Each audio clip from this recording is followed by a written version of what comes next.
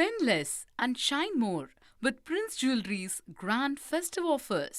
சங்கரன், கிட்டத்தட்ட 22 ஆண்டுகளாக அரசு ஊழியர்கள் எதிர்பார்த்த கோரிக்கை தொடர்பாக முதலமைச்சர் மு.க.ஸ்டாலின் மிக முக்கியமான ஒரு அறிவிப்பினை வெளியிட்டிருக்கிறார். இந்த அறிவிப்பில் இடம்பெற்றிருக்கக்கூடிய முக்கிய அம்சங்கள் என்னென்ன, விரிவா விவரிங்க.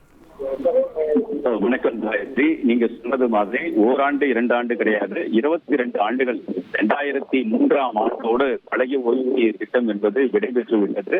அதற்கு பிறகுதான் பங்களிப்பு ஓய்வூதிய திட்டம் அமலுக்கு வந்தது. இந்த 22 ஆண்டுகளில் கிட்டத்தட்ட 6,50,000 அரசு ஊழியர்கள், ஆசிரியர்கள் பணியில் சேர்ந்த நிலையில் அவர்களுக்கு பங்களிப்பு ஓய்வூதிய திட்டமானது அமலில் இருக்கிறது. வெறும் 1,98,000 பேர் மட்டுமே பழைய ஓய்வூதிய திட்டத்தில் இருக்கிறார்கள் என்பது குறிப்பிடத்தக்கது. இந்த பழைய ஓய்வூதிய திட்டம் வேண்டும் என்று 22 ஆண்டுகளாக அரசு ஊழியர்களும் ஆசிரியர்களும் தொடர்ச்சியாக போராட்டம் நடத்தி வந்தனர். வரக்கூடிய 6ஆம் தேதி முதல் காலவரையற்ற வேலை நிறுத்த போராட்டத்தை ஜாக்டோ ஜியோ அறிவிப்பு வெளியிட்டிருந்தது. இந்த நிலையில் ஜாக்டோ ஜியோ நிர்வாகிகளோடு தொடர்ந்து அரசு பேச்சுவார்த்தை நடத்திய நிலையில் தற்போது முதலமைச்சர் திரு மு.க.ஸ்டாலின் ஓய்வூதிய திட்டம் தொடர்பான அறிவிப்பை வெளியிட்டிருக்கிறார். இந்த திட்டத்தில் இடம்பெற்றிருக்கக்கூடிய அம்சங்களை நாம் பார்க்கும்போது அரசு ஊழியர்களும் ஆசிரியர்களும் பெரும்பான்மையானோர் இதை ஏற்கக்கூடிய வகையில் இருக்கிறது என்பதுதான் அவர்கள் சொல்லக்கூடிய ஒரு முதல் கட்ட தகவல்களாக இருக்கிறது. நாம் ஏற்கனவே சொன்ன மாதிரி டாப்ஸ் என்று சொல்லக்கூடிய தமிழ்நாடு அஷூரன்ஸ் பென்ஷன் ஸ்கீம், அதாவது தமிழ்நாடு உறுதியளிக்கப்பட்ட ஓய்வூதிய திட்டத்தை செயல்படுத்திட முதலமைச்சர் உத்தரவிட்டிருக்கிறார் என்பதுதான் குறிப்பிடத்தக்கது. நாம் சற்று முன்னதாகவே நம்ம சந்தி தொலைக்காட்சிகளை எக்ஸ்க்ளூசிவா சொல்லியிருந்தோம். அதாவது பழைய ஓய்வூதிய திட்டத்துல அந்த பணி ஓய்வு பெறும்போது எவ்வளவு சம்பளம் வாங்கினாங்களோ அதுல 50 விழுக்காடு ஏற்கனவே அந்த பழைய ஓய்வூதிய திட்டத்துல கொடுத்துட்டு இருந்தாங்க. தற்போது பங்களிப்பு ஓய்வூதிய திட்டத்துல ஊழியர்களுடைய பங்களிப்பும் தொடரும், அரசுடைய பங்களிப்பும் தொடரும். அதே நேரத்துல ஊழியர்களுக்கு 50 விழுக்காடு கொடுக்கப்படலாம் என்ற தகவல் முன்னதாகவே வெளியாகி இருந்தது. தற்போது அதிகாரப்பூர்வமான அறிவிப்பை முதலமைச்சர் அறிவித்திருக்கிறார். அதன்படி மாநில அரசு ஊழியர்கள் ஓய்வு பெற்ற அந்த கடைசி மாத ஊதியத்தில் 50% உறுதியளிக்கப்பட்ட ஓய்வூதியமாக வழங்கப்படும் என்ற ஒரு அறிவிப்பை முதலமைச்சர் வெளியிட்டிருக்கிறார். இதன் மூலமாக அந்த பழைய ஓய்வூதிய திட்டத்தில் இருந்தபடியே 50 விழுக்காடு அதே குறையாமல் முழுமையான ஓய்வூதியமாக வழங்கப்படும் என்று அறிவிப்பு வெளியிட்டிருக்கிறார். இது அரசு ஊழியர்கள், ஆசிரியர்கள் மத்தியில் தற்போது மகிழ்ச்சியை ஏற்படுத்தியிருக்கிறது. அவர்கள் 40 விழுக்காடு இருக்கலாம், இல்லை ஒருவேளை 50 விழுக்காடாக இருக்கலாம் என்று விவாதித்து வந்த நிலையில் 50 விழுக்காடே முதலமைச்சர் தற்போது கொடுத்திருக்கிறார்.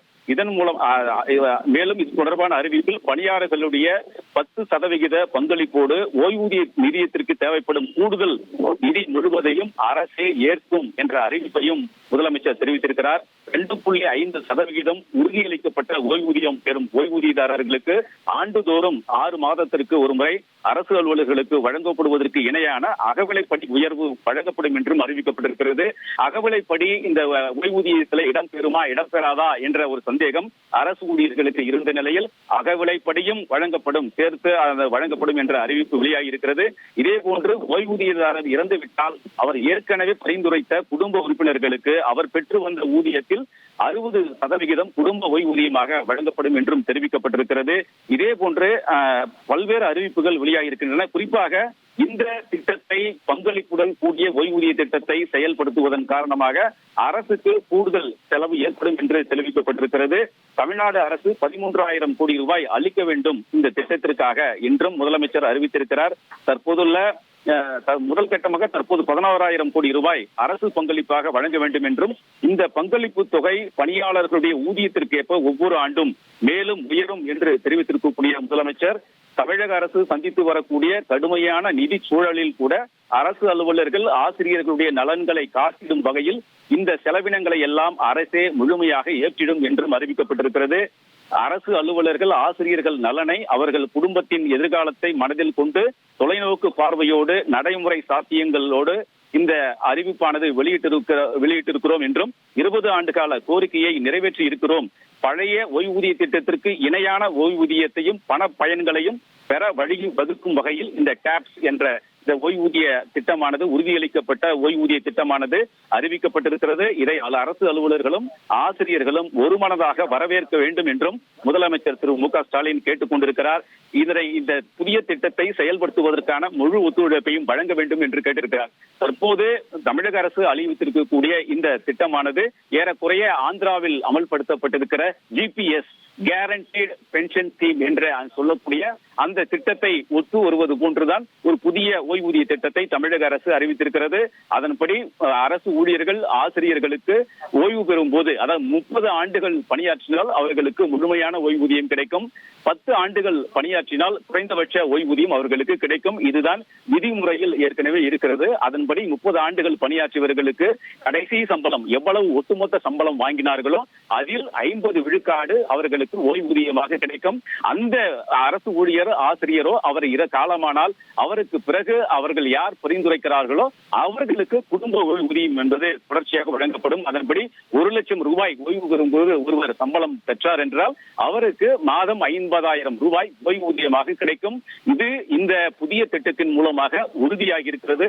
இதைத்தான் முதலமைச்சர் தெரிவித்திருக்கிறார். இந்த திட்டத்தை வரவேற்பதாக தற்போது பெரும்பாலான அரசு ஊழியர்கள் ஆசிரியர்கள் தெரிவித்திருக்கிறார்கள்.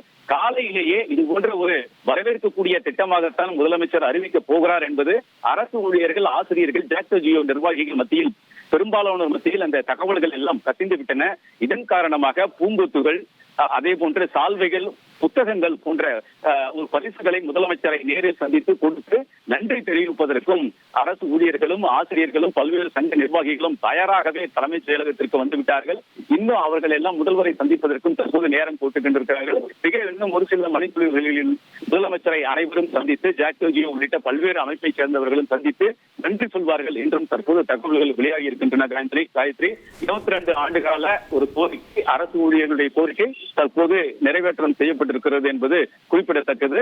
மேலும் இந்த அறிவிப்பு தொடர்பாக ஜாக்டோ ஜியோ நிர்வாகிகள் அவர் தலைமைச் செயலகத்தில் கூடி விரிவாக ஆய்வு செய்து அதன் பிறகு அவர்களுடைய கருத்துக்களை அதிகாரப்பூர்வமாக தெரிவிப்பதற்கும் திட்டமிட்டிருக்கிறார்கள். Gayatri, Spend less and shine more with Prince Jewelry's grand festive offers.